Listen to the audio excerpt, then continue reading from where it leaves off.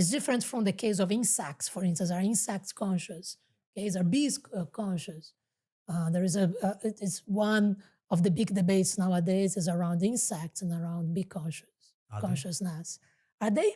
I think there are interesting evidence. Yesterday in the conference, one of the biggest specialists on the science of bees' minds, Lars Chichika, he showed a compelling video of bees playing, not just it's not that they will play with this Lego pieces, but they did many experimentation with bees, for reward and avoidance, if they want to have some be compensate with some drop of sugar, something that they would be attracted to have. They can roll a ball from one side of the other, they can learn what is the behavior they can perform that they will receive some reward. But they also have an interesting, they did a different trial where there is no reward involved.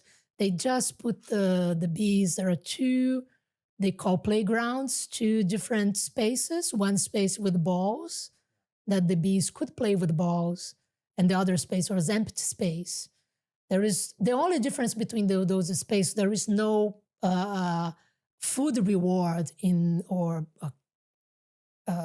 caloric reward in any of those environments, or any kind of behavior that the bees could want to avoid those environments. The only reward was one environment they could play with the little balls, and the other environment was kind of empty environment, and they would prefer the places they could play. So there is a preference of a playground, that there is some object interaction. And the only thing that the bees were performing in this playground was playing with those little balls. So it's interesting because it goes beyond of what we expect of just a very simple mind that will react to a reward or punishment or avoidance of some discomfort, but also some interest of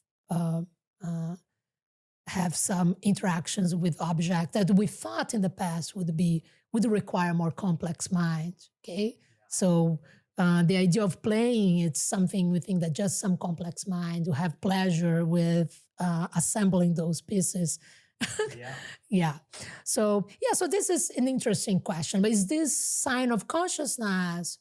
Some scientists and some philosophers think that this is pretty good evidence, a reliable, realistic probability that they are conscious, and the other are more skeptical.